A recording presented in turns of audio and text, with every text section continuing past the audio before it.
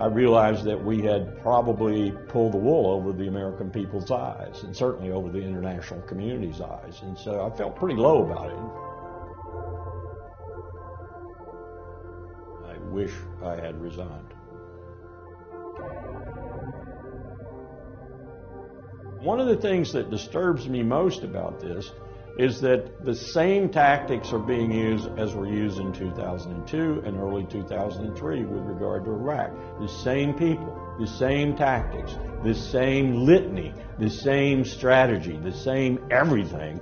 And yet there seems to be, as Gore Vidal called the American people, we are the United States of amnesia.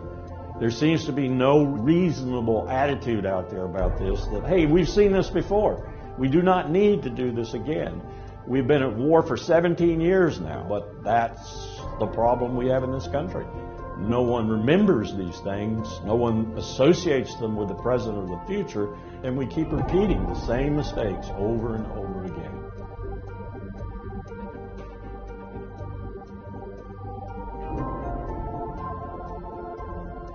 Indeed, the facts and Iraq's behavior show that Saddam Hussein and his regime are concealing their efforts to produce more weapons of mass destruction. When I listened to him present, I realized that the 6 days and 7 nights that we'd spent preparing his presentation had not allowed me to look at the whole thing, to understand exactly what he was saying, particularly the part where he connected the 9/11 attacks, Al-Qaeda, the terrorist organization, with Saddam Hussein, which I and others in the intelligence community knew was a real stretch. So this was bogus information we were putting out at the United Nations, and Richard Cheney, the Vice President, and George Tenet, the DCI, knew that it was bogus information and never told the Secretary of State. It was one of the lowest points, if not the lowest points, in my professional life. And Powell has said I shall ever be remembered for that moment at the United Nations talking about Iraq's WMD. I suspect he's right. My fellow citizens, at this hour, American and coalition forces are in the early stages of military operations to disarm Iraq, to free its people, and to defend the world from grave danger. This decision in 2003 to invade Iraq will be ever interpreted by historians as a catastrophic strategic mistake. What we did when we invaded Iraq was violate 40-plus years of U.S. foreign and security policy. We destroyed the balance of power in the Persian Gulf. And we started what is going on now and probably will be going on for years to come, this massive chaos, killing, death, starvation, states failing and so forth, Syria, Libya, Iraq, and possibly Lebanon, maybe Jordan. What we have is chaos, and we produced that chaos.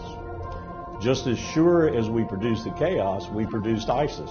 We produced all of this by that really unwise decision in 2003 to invade Iraq.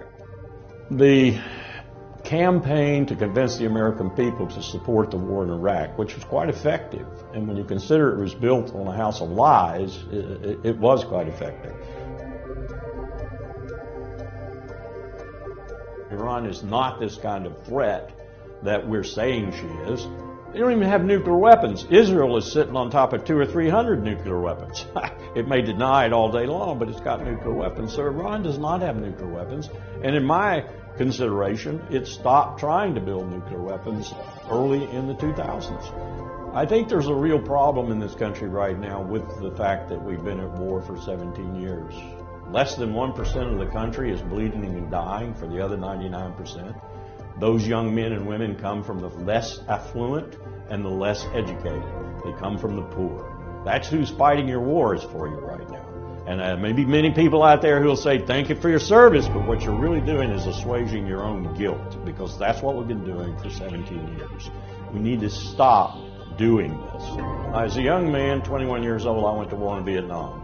I went to a war that was built on lies. As an older man, I was chief of staff at the State Department and watched another war unfold, built on lies, the war with Iraq. Now we are getting ready to go to war with another country, Iran, on another house of lies. We need to prevent that.